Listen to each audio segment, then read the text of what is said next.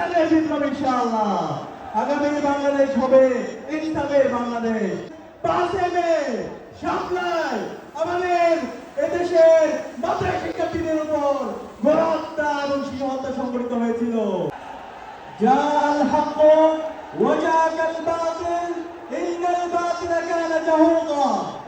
সত্য সমাগত, মিথ্যা বিতাড়িত, নিশ্চয় সত্য বিজয় হবে।